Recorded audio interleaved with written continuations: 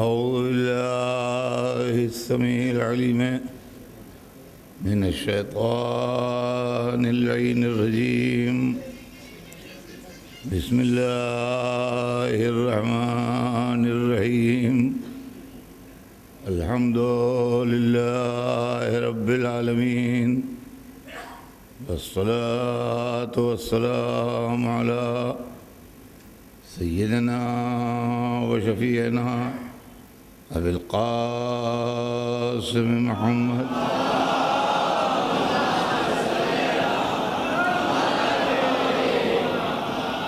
وآله الطيبين الطاهرين المعصومين ولعنة الله على أعدائهم أجمعين من يومنا هذا إلى يوم الدين. أما بعد فقد قال رسول الله صلى الله عليه وآله وسلم إني تارك فيكم الثقلين كتاب الله وعترتي أهل بيتي ما إن تمسكتم بهما لن تضلوا بعدي وإنهما لن يفترقا حتى يرد علي الحوض. صلوات بھیجتے ہیں محمد.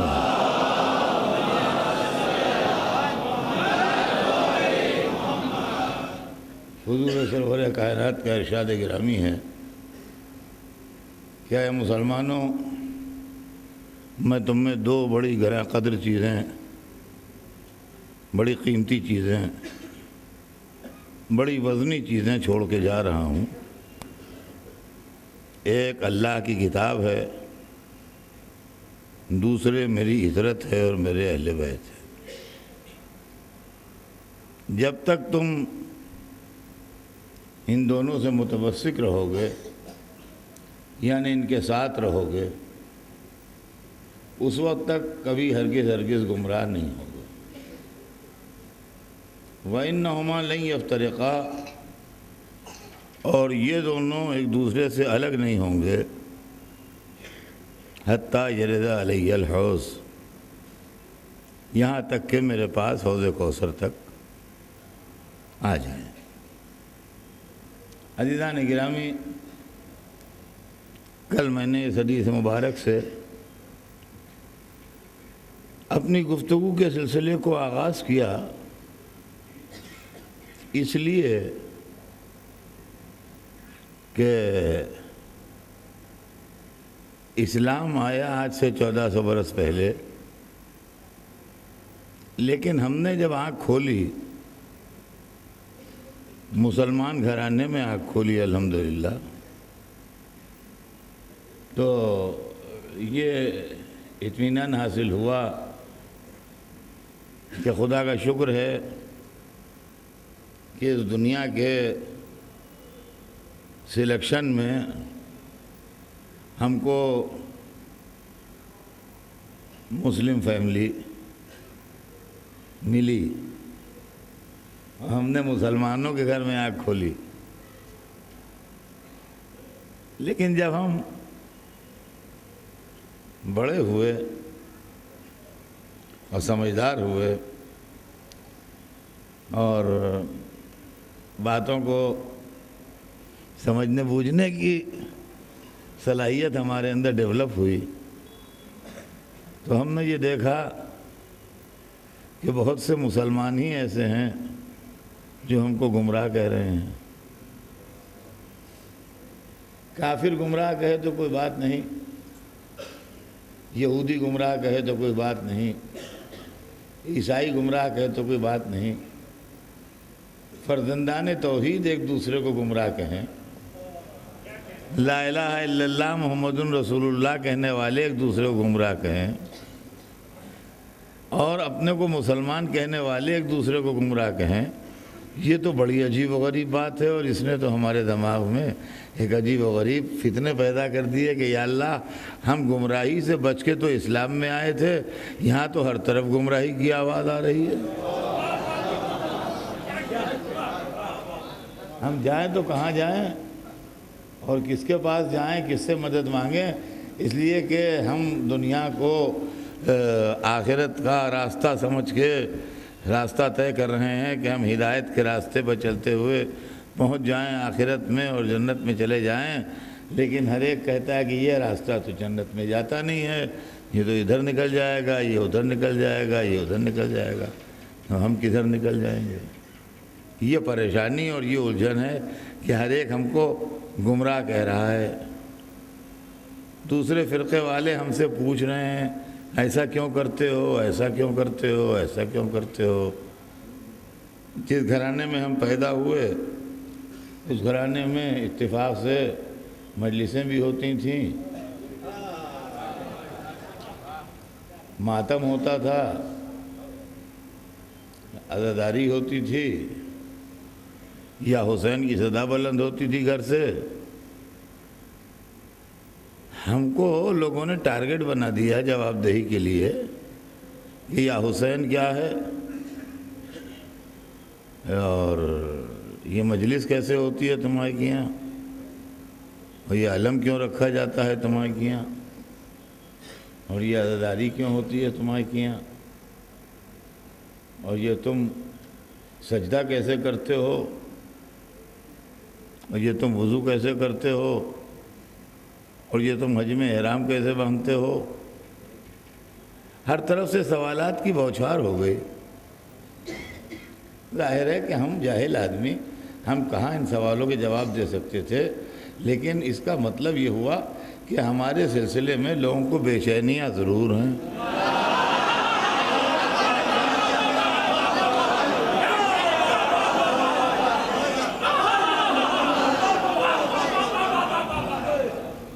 تو ہم نے یہ سوچا کہ پھر اب ہم یہ سوچیں کہ اس میں صحیح کیا ہے، غلط کیا ہے، کون سی بات صحیح ہے، کون سی بات غلط ہے۔ یہ بھی بزرگ ہیں، یہ بھی بزرگ ہیں، یہ بھی بزرگ ہیں، سب ہمارے بزرگ ہیں، سب ہمارے لیے محترم ہیں، سب ہمارے لیے قابل تعظیم ہیں۔ ہم راستے میں گزرتے ہوئے سب بزرگوں کو سلام کرتے ہیں۔ یہ ایک بات کہتا ہے، دوسرا دوسری بات کہتا ہے، تیسرا تیسری بات کہتا ہے، اور ایک سے دوسرے کی بات ملتی نہیں۔ اور جہاں تک ہم پوچھتے ہیں کہ آپ کو مذہب کیا ہے آپ کا، کہتے ہیں مسلمان ہیں، ہم مسلمان ہیں۔ تو سوال یہ جب مسلمان ہیں تو اختلاف کا ہے کہے، دیکھیے غور سے سنیے گا اس کو، جب مسلمان ہیں تو اختلاف کا ہے کہے۔ کہا کہ بھئی اختلاف یہ ہے کہ ہمیں تو اس طرح بتایا گیا ہے۔ ان سے پوچھا، انہوں نے کہا بھئی ہمیں اس طرح بتایا گیا ہے۔ ان سے پوچھا، انہوں نے کہا ہمیں اس طرح بتایا گیا ہے۔ ہم نے اپنے گھر میں آ کے پوچھا اپنے باپ سے، اپنے دادا سے، اپنے بزرگوں سے کہ یہ آپ نے ہمیں کیا تعلیم دی ہے جو ہر ایک ہم سے پوچھا کرتا ہے۔ تو ان کا بھائی ہمارے بزرگوں نے، ہمارے عالموں نے ہمیں اس طرح بتایا۔ تو جس سے پوچھا اس نے ایک ہی جواب دیا کہ ہمیں اس طرح بتایا گیا ہے۔ تو کیا ایک بتانے والے نے کئی طرح بتایا ہے؟ کیا ایک بتانے والے نے کئی طرح بتایا ہے؟ تو ان کا نہیں، یہ تو نہیں ہو سکتا، ایک بتانے والے نے تو ایک ہی طرح بتایا ہوگا۔ تو پھر یہ کئی طریقے کیوں ہو گئے؟ کہاں یہ عالموں کے اپنے اپنے انٹرپریٹیشن ہیں۔ تو معلوم ہوا جہنم میں ہم اسلام کی وجہ سے نہیں جائیں گے، مولویوں کے انٹرپریٹیشن۔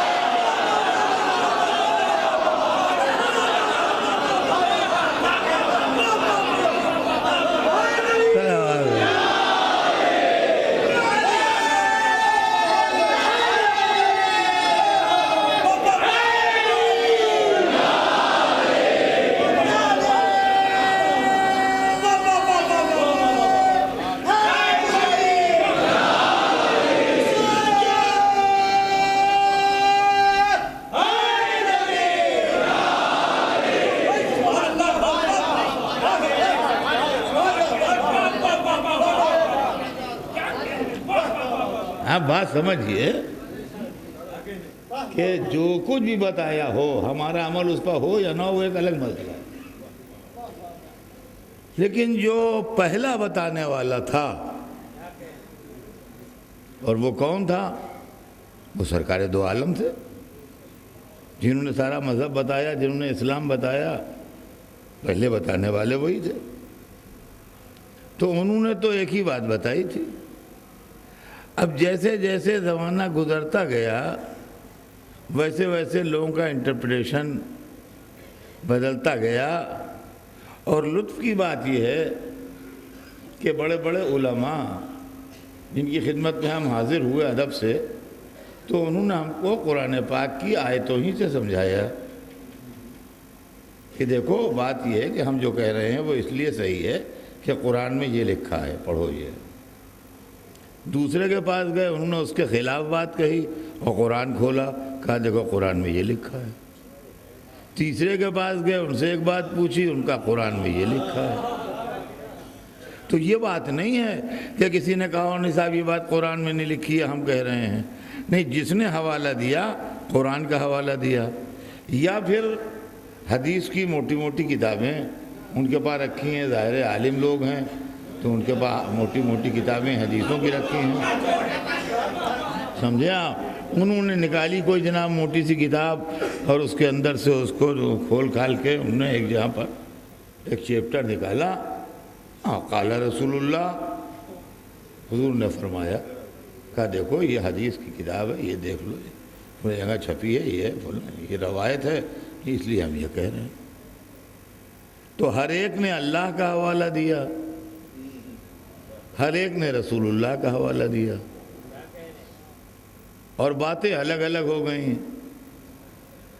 تو جناب پرانی عقیدتوں کے زمانے گزر گئے، اب آدمی ریزننگ چاہتا ہے، اب آدمی ریئلسٹک ہو گیا ہے، اب آدمی سچائیوں کو ڈھونڈتا ہے ریسرچ کے ذریعے سے، اور اب پرانی باتوں پر آنکھیں بند کر کے یقین کرنے کو دل نہیں چاہتا ہے۔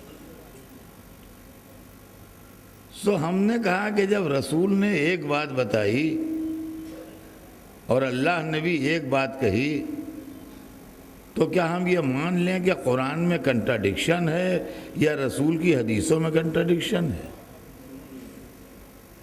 کہ جیسا آیا اس کو ویسی بتا دی؟ تو جب علماء کے پاس دوبارہ گئے ہم کہ سرکار یہ بتائیے کہ کیا قرآن میں کنٹراڈکشن ہے؟ کہیں گے معاذ اللہ معاذ اللہ، قرآن میں کنٹراڈکشن کیسے ہو سکتا ہے؟ کیا تم نے یہ آیت نہیں پڑھی قرآن میں کہ اگر یہ قرآن اللہ کے علاوہ کسی اور کی طرف سے ہوتا تو تم اس میں اختلاف کثیر پاتے؟ قرآن میں کنٹراڈکشن نہیں ہو سکتا، قرآن ایک ہی بات کہتا ہے۔ اچھا، تو سرکار کیا رسول کے اقوال میں کنٹراڈکشن ہے، اختلاف ہے؟ کیا بکتے ہو تم؟ کیا تم نے قرآن میں یہ نہیں پڑھا کہ وما ينطق عن الهوى ان هو الا وحی یوحی؟ یہ تو بولتے ہی نہیں جب تک وحی نہیں ہوتی، تو کیا وحی میں کنٹراڈکشن ہے جو رسول کے کلام میں ہوگا؟ تو نہ وحی میں اختلاف ہے، نہ قرآن میں اختلاف ہے، نہ خدا نے الگ الگ باتیں کہی ہیں، نہ رسول نے الگ الگ باتیں کہی ہیں۔ تو اب الگ الگ باتیں آپ ہی نے سمجھائی ہیں، تو اب ہم اس کو رونے کس کے پاس جائیں؟ دیکھیے غور فرمائیے گا آپ عزیزان گرامی، ہم اس کو رونے کس کے پاس جائیں یہ بتائیے۔ نیتا لوگوں کے پاس اس کا علاج نہیں ہے،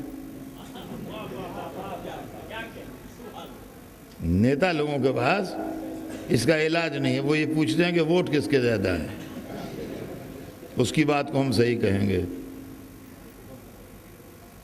ڈاکٹروں کے پاس بھی اس کا علاج نہیں ہے، کہتے ہیں کوئی جسمانی مرض نہیں جس کا ہم علاج کریں۔ وکیلوں کے پاس بھی اس کا کوئی علاج نہیں ہے، وہ کہتے ہیں یہ کوئی قاعدے قانون کے اندر ہمارے اس میں نہیں آتا ہے، انڈین پینل کوڈ میں کہیں پر اس کا ذکر نہیں ہے، لہذا ہم اس کو نہیں بتا سکتے۔ تو جائیں تو کس کے پاس جائیں؟ عالموں کے پاس جائیں، تو وہیں تو اختلاف لے کے آئے ہیں۔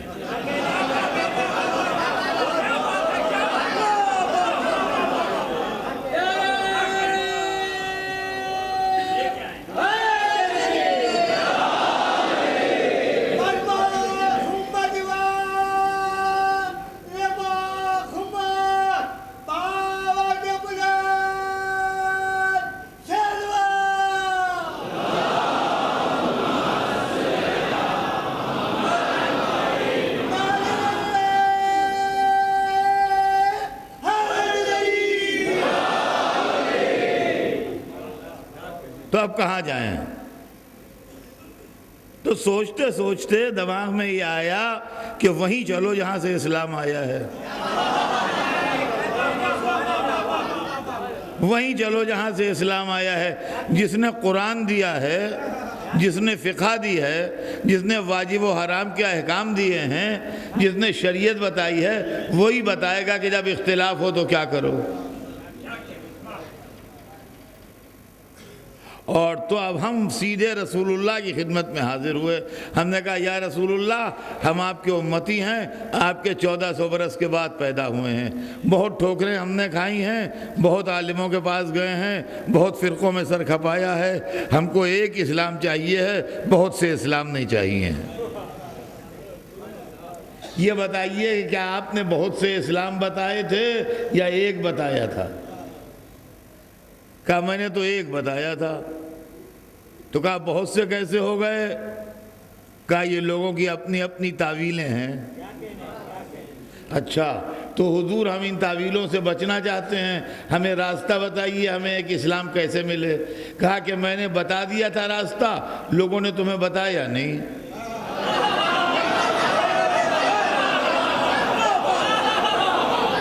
مجھ پر الزام نہ دینا، میں راستہ بتا کے آیا ہوں، لوگوں نے تم سے چھپا لیا، انہیں بجا کے الزام دو۔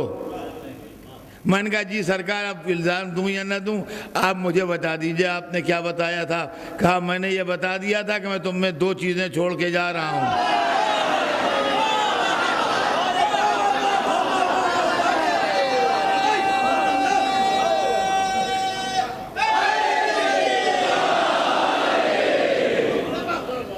میں تم میں 2 چیزیں چھوڑ کے جا رہا ہوں، ایک اللہ کی کتاب، ایک اپنے اہل بیت۔ اور یہی نہیں خالی، بلکہ میں نے یہ بھی کہا تھا کہ ما ان تمسکتم بہما، جب تک ان دونوں کے دامن سے لپٹے رہو گے، لن تضلوا بعدی، میرے بعد گمراہ نہیں ہوگے۔ اب جو لوگ تمہیں گمراہ کہہ رہے ہیں، اس کا مطلب یہ یا قرآن کو چھوڑے ہیں یا اہل بیت کو۔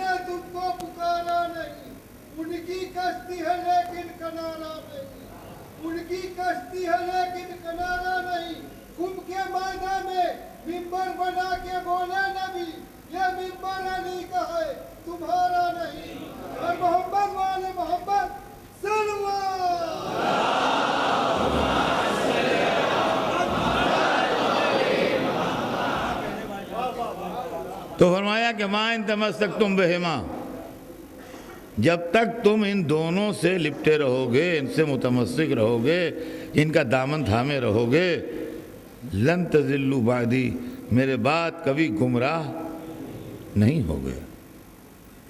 تو اب مسئلہ جو ہے وہ یہ ہے، گمراہی سے بچنے کے لیے نہ مولوی چاہیے ہیں، نہ کتابیں چاہیے ہیں، نہ کوئی چاہیے، قرآن چاہیے ہے اور اہل بیت چاہیے۔ ان کے دامن سے لپٹے رہیں تو گمراہ نہیں ہوں گے، یہ قول رسول ہے۔ اچھا، جب 2 ساتھی ہوتے ہیں تو کبھی کبھی ان میں بھی اختلاف ہو جاتا ہے۔ 2 ساتھی جب ہوتے ہیں تو کبھی کبھی ان میں بھی اختلاف ہو جاتا ہے، اور جب ان میں اختلاف ہو جاتا ہے تو بڑی پریشانی ہوتی ہے کہ ان کا ساتھ دیں کہ ان کا ساتھ دیں۔ لہذا رسول نے جاتے جاتے یہ معاملہ بھی کلیئر کر دیا تاکہ اس طرح کی کوئی غلط فہمی اور مس انڈرسٹینڈنگ نہ پیدا ہو۔ ہمیں روپیہ مل گیا بمبئی میں بہت، ہم نے کہا اس کو لکھنؤ کیسے لے جائیں، تو ہمارے پاس 2 گارڈ ہمیں دیے گورنمنٹ نے کہ انہیں آپ کو پہنچائیں گے۔ اب ان میں سے ایک نے کہا بائی کار چلیے، دوسرے نے کہا بائی ٹرین چلیے، دونوں میں ہو گیا اختلاف۔ بائی ٹرین چلے لٹ گئے، تو بائی کار والے نے کہا ہم نے پہلے کہا تھا بائی کار چلیے، آپ نہیں مانے، دیکھیے لٹ گئے، اسی لیے ہم نے کہا تھا۔ اور بائی کار گئے اور لوٹ لیے گئے، تو انہوں نے کہا اسی لیے میں نے کہا تھا ٹرین سیف ہے، ٹرین سے چلیے، آپ کو سوچی بائی کار جانے کی، سب لٹ گئے۔ تو اب دونوں میں اختلاف ہو گیا، لہذا ایسا رہبر ہوں 2، اگر 2 ہوں تو ایسے ہوں کہ اختلاف نہ ہو۔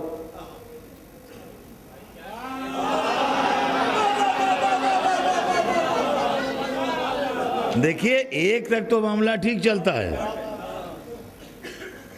ایک تک تو ٹھیک ہے کہ جو اس نے کہا وہ ٹھیک ہے، لیکن اگر 2 ہو جائیں تو پھر تو اختلاف پیدا ہو سکتا ہے۔ تو رسول نے کیا کہا؟ انہما لن یفترقا، ان دونوں میں اختلاف نہیں ہوگا۔ کہاں تک نہیں ہوگا؟ حتی یرد علی الحوض، یہاں تک کہ یہ دونوں ملے ہوئے ساتھ ساتھ، قرآن و اہل بیت تم کو لیے ہوئے مجھے حوض کوثر پر پہنچائیں گے۔ اب حوض کوثر تک پہنچائیں گے کیوں؟ کہتے جنت میں پہنچا دیں گے۔ غور طلب بات یہ ہے کہ کہتے کہ یہ انہما لن یفترقا حتی یرد علی الجنہ، یہ لوگ اختلاف نہیں کریں گے آپس میں یہاں تک کہ تم کو لے کے ہمیں جنت تک پہنچا دیں گے۔ ان کا جنت تک نہیں پہنچائیں گے، حوض تک پہنچائیں گے۔ جی اب آپ یہ سمجھ لیجئے، مثال ہے اور کیا ہے کہ یہ مغل مسجد جو ہے، ایرانی مسجد، یہ آخرت ہے، اور حوض بھی ہے یہاں۔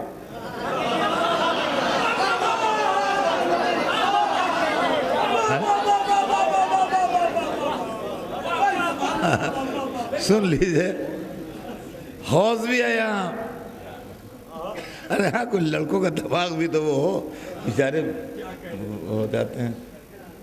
تو جو لوگ باہر کے سنتے ہیں اور یہاں بمبئی سے جن کا تعلق نہیں ہے یا جنہوں نے مغل مسجد کبھی دیکھی نہیں ہے، وہ یہ سمجھ لیں کہ جب گیٹ میں انٹر ہوتے ہیں تو تھوڑی دور چلنے کے بعد ایک بہت بڑا حوض ہے اس مسجد میں، اور اس کے بعد جب حوض سے آگے بڑھتے ہیں تو کچھ سیڑھیاں ہیں، اور اس کے بعد مسجد کے حدود شروع ہو جاتے ہیں۔ یہ میں آپ کو نہیں بتا رہا ہوں، آپ تو آئیں، چونکہ یہ مجلس میری ساری دنیا میں سنی جاتی ہے، تو بہت سے ہمارے آڈینس ایسے ہیں جو انڈیا کبھی نہیں آئے ہیں یا انہوں نے بمبئی نہیں آئے ہیں، مغل مسجد نہیں دیکھی ہے، تو یہ ان کے لیے بتا رہا ہوں میں کہ مسجد کی سچویشن یہ ہے کہ بہت عالیشان گیٹ بنا ہوا ہے، اس گیٹ سے انٹر ہوتے ہیں تو تھوڑی دور چلنے کے بعد ایک حوض ہے بہت بڑا شاندار، اور اس حوض سے لوگ وضو کرتے ہیں اور پاک و پاکیزہ ہو کے مسجد کے اندر انٹر ہوتے ہیں۔ تو حضور نے کیا فرمایا؟ یہ نہیں فرمایا کہ جدا نہیں ہوں گے یہاں تک کہ مجھے جنت تک پہنچا دیں۔ تو اب آپ یہ سمجھ لیجئے کہ یہ ایرانی مسجد جو ہے یہ تو ہے آخرت، اور یہ ہے حوض، تو ہے حوض، اور یہ حدود مسجد جو ہیں یہ سمجھیے جنت ہے۔ تو قرآن و اہل بیت ہمیں حوض تک کیوں پہنچائیں گے، جنت تک کیوں نہیں پہنچائیں گے؟ تو ممکن ہے رسول جواب دیں بھائی بات کو سمجھ لو، حوض تک پہنچائیں گے مجھ تک، وہاں سے ساقی حوض کوثر لے جائے گا جنت۔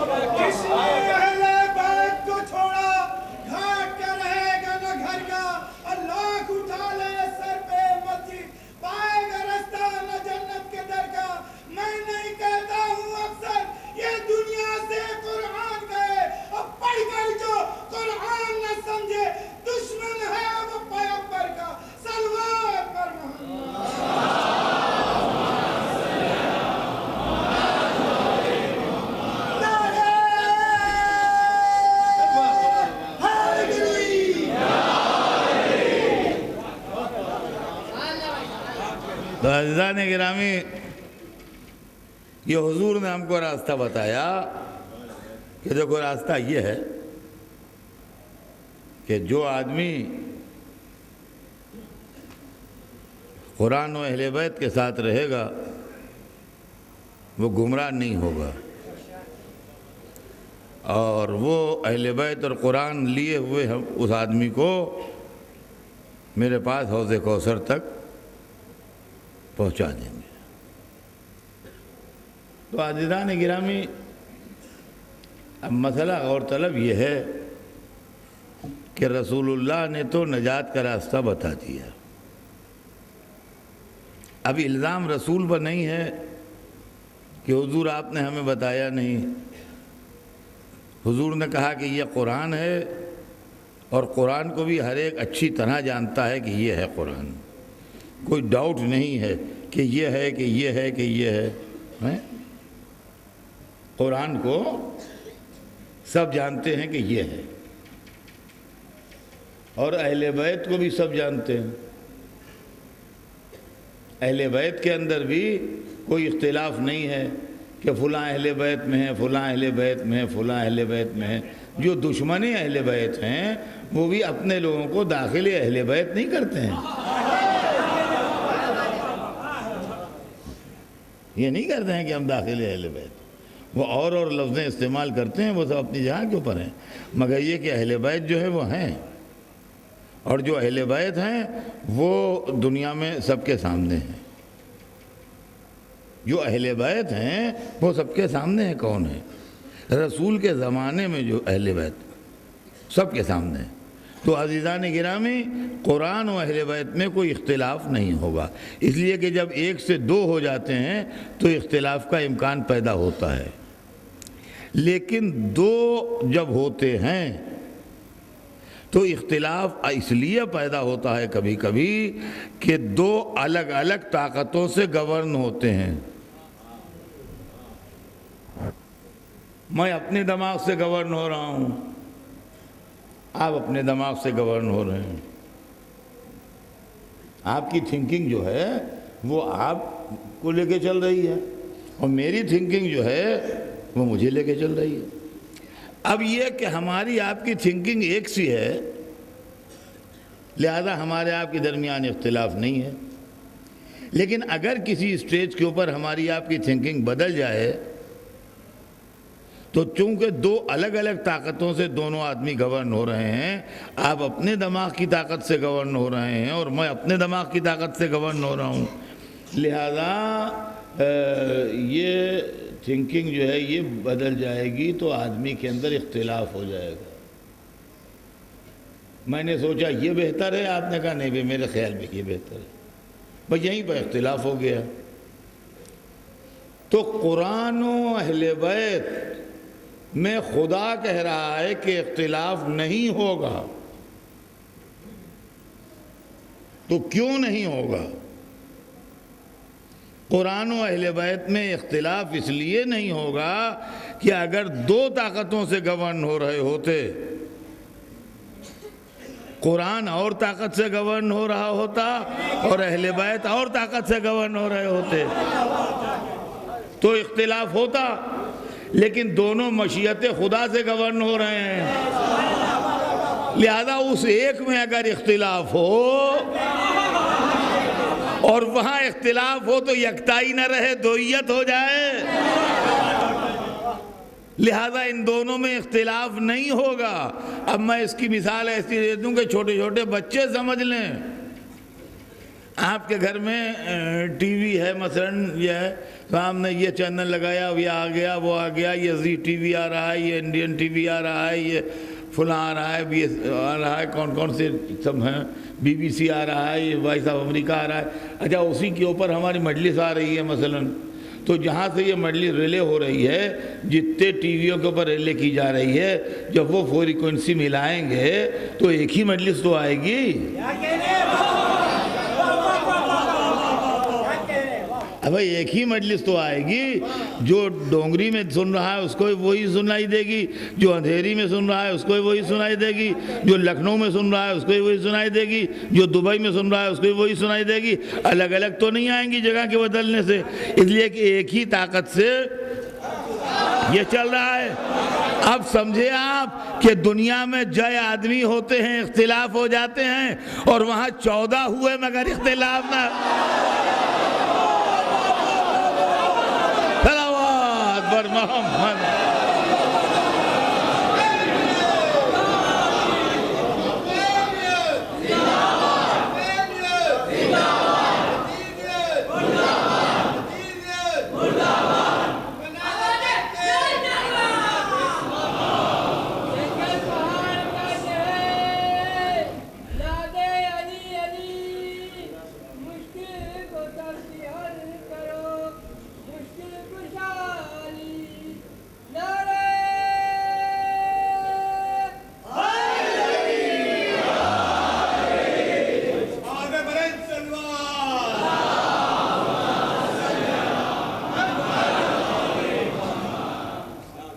تو عزیزان گرامی،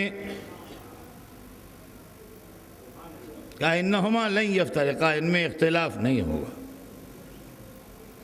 حتیٰ یرد علی الحوض، یہاں تک کہ میرے پاس حوض کوثر میں پہنچ جائیں۔ تو قرآن اللہ کے بھیجے ہوئے احکام کا نام ہے، اللہ کی بھیجی ہوئی کتاب کا نام ہے، اللہ کے بھیجے ہوئے میسج کا نام ہے قرآن۔ لیکن کتاب تنہا کافی نہیں ہوتی جب تک بچے کو پڑھائی نہ جائے۔ کتاب کا پڑھانے والا بھی ہوتا ہے جو کتاب کو پڑھاتا ہے۔ اگر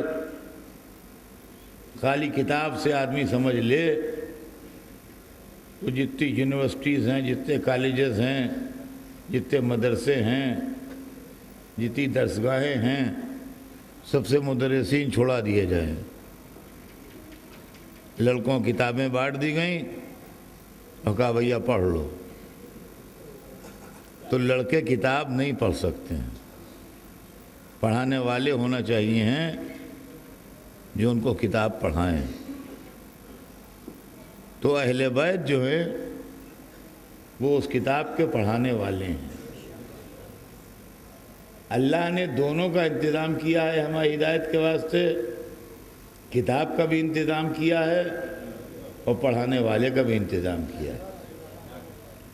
بچے کو اس کے گارجینز خالی کتاب لا کے نہیں دیتے ہیں، بلکہ پڑھانے والے کا بھی انتظام کرتے ہیں۔ کسی اسکول میں داخل کرتے ہیں، کوئی ٹیوٹر رکھتے ہیں، کوئی آدمی بچے کو آن کے پڑھاتا ہے، تو بچے کے سلسلے میں دوہرا انتظام ہوتا ہے۔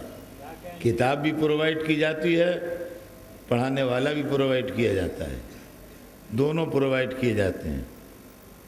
تو اب اللہ نے انسانوں کی ہدایت کے واسطے کتابیں بھی پرووائڈ کیں اور پڑھانے والے بھی پرووائڈ کیے۔ تورات، انجیل، صحف ابراہیم، صحف موسیٰ، اور انبیاء کو جو جو کتابیں ملیں، اللہ والوں کو ملیں، یہ سب کتابیں تھیں جن کے اندر اخلاقیات و احکام لکھے ہوئے تھے، اور جو انبیاء اس کو لے کے آئے وہ پڑھانے والے تھے جنہوں نے اس کو پڑھایا۔ حضرت ابراہیم نے پڑھایا، حضرت موسیٰ نے پڑھایا، حضرت عیسیٰ نے پڑھایا، اور جن جن کو اللہ نے مناسب جانا اور کتابیں دیں انہوں نے پڑھایا۔ لیکن انسانیت پڑھتے پڑھتے جب اعلیٰ درجے تک آ گئی تو آخر میں جو کتاب بھیجی گئی، جس کو ہم قرآن کہتے ہیں، اور کل میں نے آپ کو سنایا تھا کہ قرآن کا ایک نام علم ہے، یاد ہوگا آپ کو، قرآن کا ایک نام علم ہے۔ تو قرآن کا ایک نام کتاب بھی ہے، قرآن کا ایک نام کتاب بھی ہے۔ اور اگر آپ کو اس میں ڈاؤٹ ہو تو قرآن کھول کے دیکھ لیجئے، پہلے ہی ورق الف لام میم ذالک الکتاب لا ریب فیہ، یہ کتاب، اس میں کوئی ڈاؤٹ نہیں ہے، لا ریب فیہ، اس کے اندر کوئی ڈاؤٹ نہیں ہے، کوئی شبہ نہیں ہے۔ تو قرآن کا نام کتاب ہے، قرآن کا نام اللہ کے یہاں ایک نام کتاب بھی ہے۔ تو قرآن کتاب ہے، تو جب کتاب ہے تو کتاب کا پڑھانے والا بھی ہو، تو پڑھانے والا کیسا ہو کتاب کا؟ دیکھیے اہل بیت اہل بیت اہل بیت، یہ ایک آفت ہے، ان کا آپ کو اہل بیت کے سوا کوئی نہیں دکھائی دیتا، ہو تو دکھائی دے۔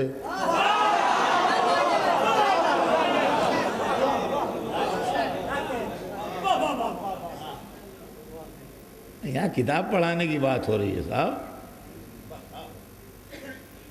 سلیکشن ہو رہا ہے استاد کا، پروفیسر، آدمی تو یہاں سینکڑوں ہیں، وہ کوالیفیکیشن ہے کسی کے پاس جو پروفیسر کی کوالیفیکیشن کو فلفل کرے؟ تو آدمی ہونے سے کیا ہوتا ہے؟ اب پروفیسر کی کوالیفیکیشن فلفل بھی تو کرتا ہو، ہونے سے کیا ہوتا ہے؟ ایڈورٹائز کیا پوسٹ کو، کوئی نہیں ملا، ان کا پھر ایڈورٹائز کیجئے، ان کا اتنے آدمی ہندوستان میں ہیں، آپ کو آدمی نہیں ملا، ان کا ہم نے ایڈورٹائز کیا تھا، کوئی اپلیکیشن ہی نہیں ہے۔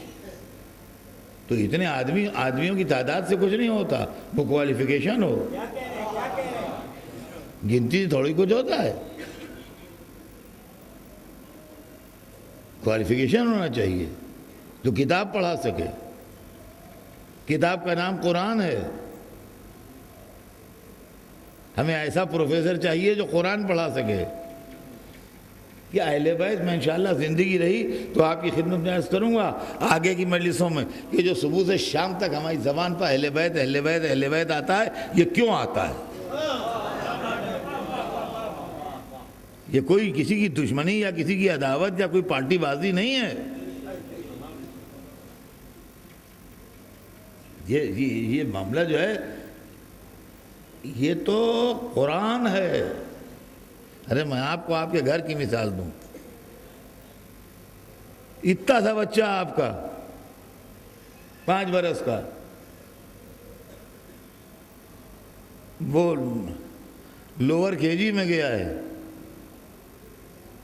کہنے کہ سر صاحب کوئی ہو بتا دیجئے، ان کو تھوڑی دیر دیکھ لیا کرے اسے،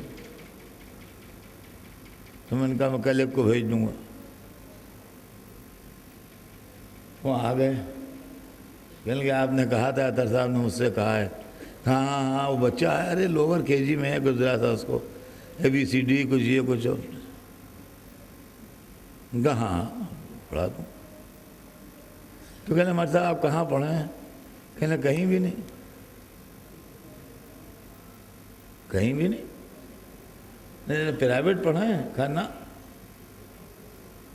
تو کہا پھر آپ پڑھائیں گے کیا؟ کہیں پڑھے ہیں کچھ؟ کہا پڑھے تو ہمیں حرف نہیں ہے، A اور B میں ہمیں خود فرق نہیں معلوم کون A ہے کون B ہے۔ تو کہا جب آپ کو خود A اور B میں فرق نہیں معلوم تو آپ بچے کو پڑھائیں گے کیا؟ کہا کہ آپ کئے بجے بچے کو پڑھوائیں گے؟ کہا 4 بجے پڑھوائیں گے۔ کہا ٹھیک ہے ہم 10 بجے دن کو کسی سے پڑھ لیا کریں گے، 4 بجے آ کے پڑھا دیا کریں گے۔ اللہ انصاف سے بتائیے، آپ رکھیے گا ان کو کہ 10 بجے دن کو پڑھ لیا کریں، 4 بجے آپ کے لڑکے کو پڑھا دیا کریں؟ کہا نہیں، اب آپ پڑھ لیجئے اس کے بعد پھر آئیے گا۔ ان کو رخصت کر دیا۔ معلوم آپ اپنے اتنے سے بچے کے لیے ایسا آدمی نہیں رکھیں گے جو 10 بجے دن کو پڑھائے اور 4 بجے آ کے پڑھائے۔ اما اللہ پوری کائنات کے لیے ایسا رسول بھیج دے گا جو یہیں پڑھے اور یہیں پڑھائے۔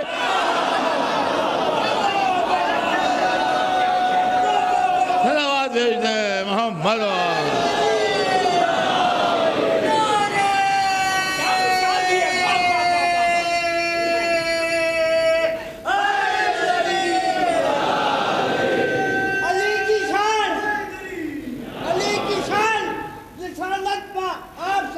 پوچھو، علی کی شان رسالت میں آپ سے پوچھو، ہو مطمئن تو خدا کی کتاب سے پوچھو.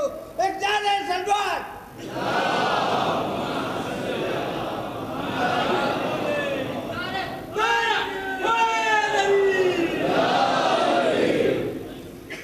تو عزیزان گرامی، مسئلہ جو ہے وہ یہ ہے کہ آپ ایسا استاد نہیں پسند کریں گے جو یہیں پڑھے اور یہیں پڑھائے. اچھا، اس کے بعد صاحب ان کا نہیں، یہ تو نہیں ٹھیک، کسی اور کو بھیجیے. دوسرے کو بھیج دیا، وہ اپنے چال چلن کے حساب سے بہت بدنام تھے.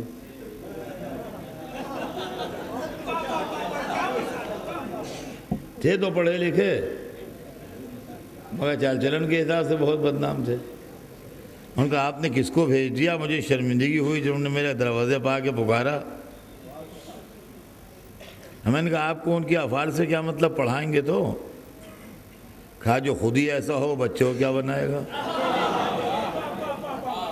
عزیزان گرامی، رسول اگر خاطی ہو تو ہم کو خطا سے بچائے گا کیا؟ سوچیے آپ کہ اہل بیت کیا ہونا چاہیے، اہل بیت کیسے ہونا چاہیے، اہل بیت میں کیسا علم ہونا چاہیے. ہمیں سرٹیفکیٹ چاہیے،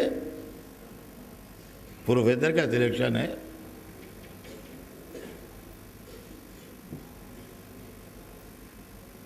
ہمیں سرٹیفکیٹ چاہیے. اب لائیے، کس یونیورسٹی سے آپ نے پڑھا ہے، کہاں سے ڈاکٹریٹ کیا ہے، کہاں سے پوسٹ ڈاکٹریٹ ڈگری لی ہے. یہاں رہیے. تو قرآن کون پڑھائے گا؟ قرآن کون پڑھائے گا؟ رسول قرآن لے کے آئے ہیں تو رسول میں کتنی نالج ہے، رسول میں کتنی نالج ہے. سنیے رسول کی نالج. اللہ فرما رہا ہے کہ علمک ما لم تکن تعلم، ہم نے تمہیں ہر وہ بات بتا دی جو تمہیں نہیں معلوم تھی، ہر وہ بات بتا دی جو تمہیں نہیں معلوم تھی. دنیا کا کوئی علم، دنیا کی کوئی بات، دنیا کا کوئی معاملہ رسول نہیں کہہ سکتے مجھے نہیں معلوم، اس لیے کہ اللہ نے ہر وہ بات بتا دی جو رسول کو نہیں معلوم تھی. کس نے بتائی؟ اللہ نے. اب یہ بتائیے مجھے کہ جس کو اللہ پڑھا چکا ہو دنیا میں کون پڑھائے گا اسے؟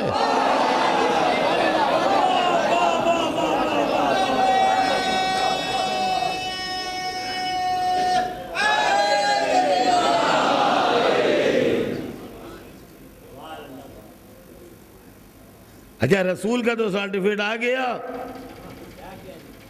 اب اہل بیت کا چاہیے.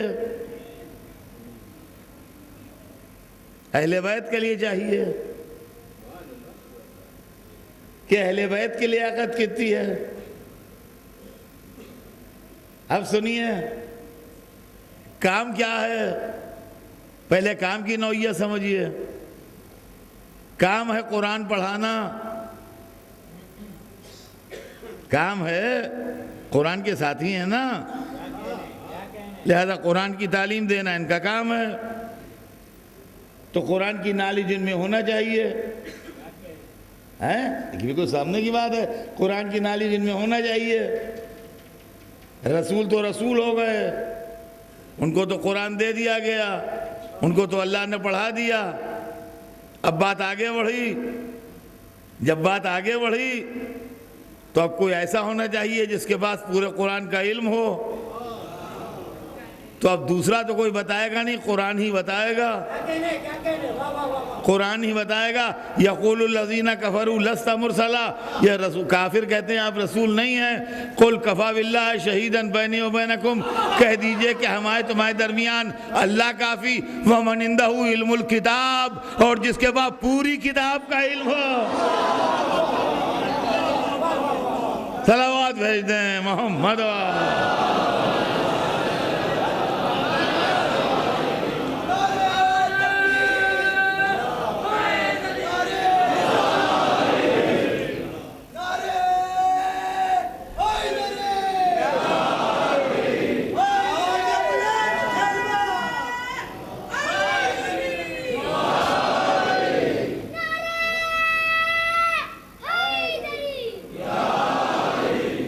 جس کے بعد پوری کتاب کا علم ہو. تو اب جس کے بعد پوری کتاب کا علم ہوگا وہی قرآن پڑھائے گا. اور جب اس کو اپنے علم کا مظاہرہ مطلوب ہوا تو اس نے دشمنوں کے نرغے میں بیٹھ کے منبر پر کہہ دیا سلونی قبل ان تفقدونی،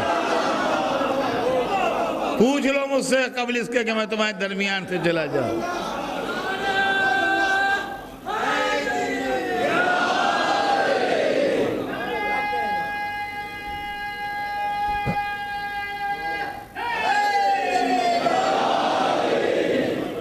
چودہ سو برس کے طول تاریخ میں ایک ہی آواز، سلونی قبل ان تفقدونی، پوچھ لو مجھ سے قبل اس کے کہ میں تمہارے درمیان سے رخصت ہو جاؤں. یہ آواز حیدر کرار کی آواز، یہ آواز علی مرتضیٰ کی آواز، یہ آواز اس کی آواز ہے جس کو اللہ نے قرآن کا ساتھی بنا کے بھیجا تھا. اور عزیزان گرامی، قرآن نے جو پیغام دیا ہے اس پیغام کو بچانے کے واسطے آل محمد نے اپنی قربانیاں دی ہیں، اپنی جانیں پیش کی ہیں. ورنہ یہ کتاب بھی تحریف کا شکار ہو کے اور تورات انجیل کی طرح کھو جاتی اختلافات میں، نام رہ جاتا، کچھ قصے رہ جاتے، وہ حقیقتیں غائب ہو جاتی جو آج قرآن کے دامن میں ہیں. قربان جائیے آل محمد کے جنہوں نے قرآن کو زندہ رکھا ہے. کربلا کی وجہ سے قرآن زندہ ہے. اگر کربلا نہ ہوتی تو قرآن زندہ نہ ہوتا. اس لیے کہ حسین جس سے لڑے ہیں اور حسین نے جس کے چہرے سے مذہبی نقاب اتاری ہے اپنی جان دے کے، وہ سر دربار بیٹھا کہہ رہا تھا کہ لعبت ہاشم بالملک ولا خبر جاء ولا وحی نزل. ہاشمیوں نے ملک کے ساتھ ایک کھیل کھیلا تھا، نہ کوئی خبر آئی تھی نہ کوئی وحی نازل ہوئی تھی. کیوں حضور؟ سر دربار جو قرآن سے انکار کر رہا ہو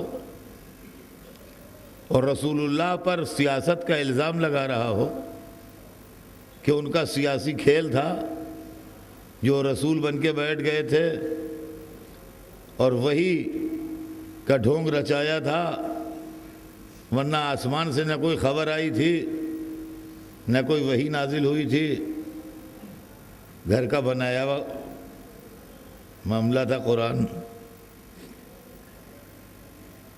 ایسا بادشاہ جب تخت اقتدار پہ آ جائے تو قرآن کئی دن زندہ رہے گا. اور چند پیسوں میں بکے ہوئے مسلمان دربار میں رزق حرام کھانے کے لیے حاضر ہیں، اور کوئی پلٹ کے اتنا نہیں کہتا کہ کیا بک رہا ہے. ہر ایک کی زبان پر دولت کی مہر لگی ہے، ہر ایک اقتدار کے ہاتھوں بکا ہوا ہے. زندہ باد ہے حسین.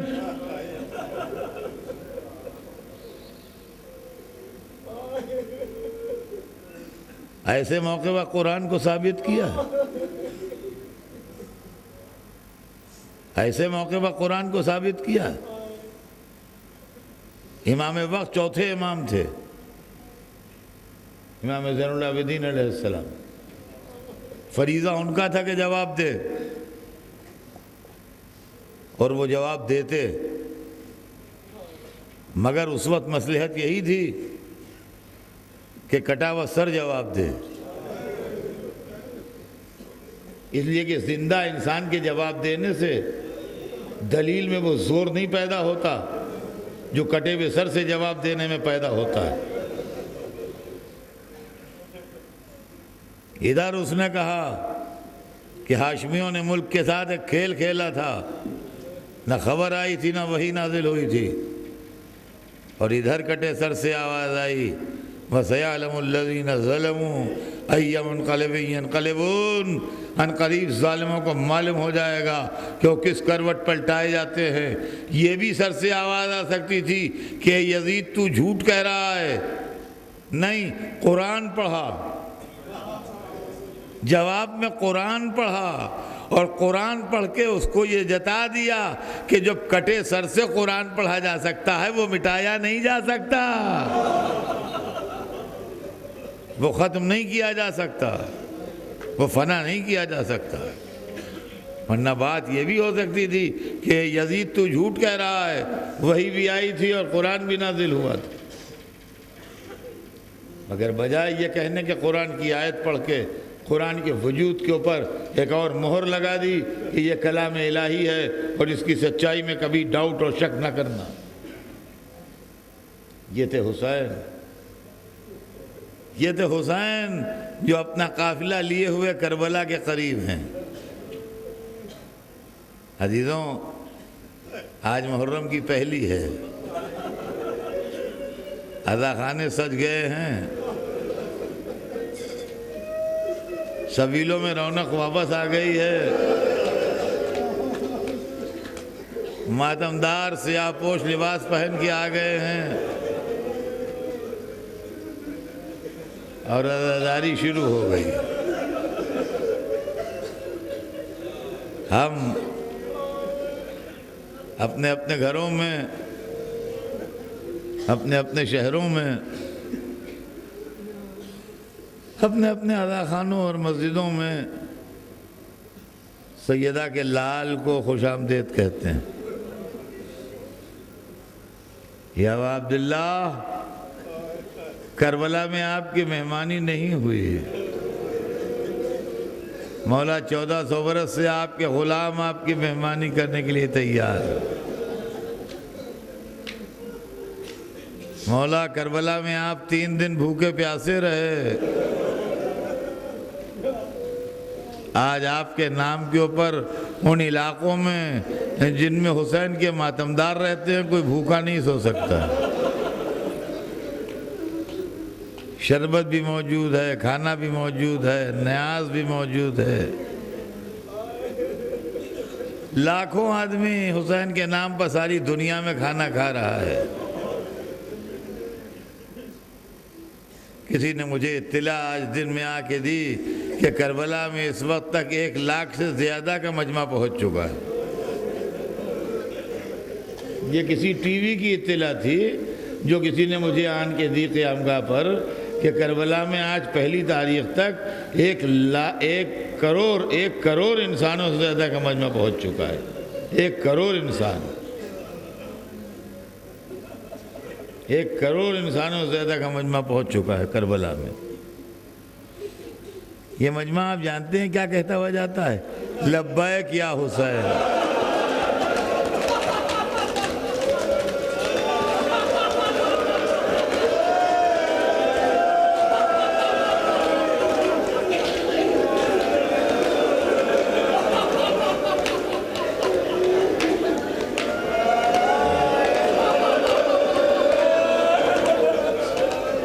لبیک یا حسین۔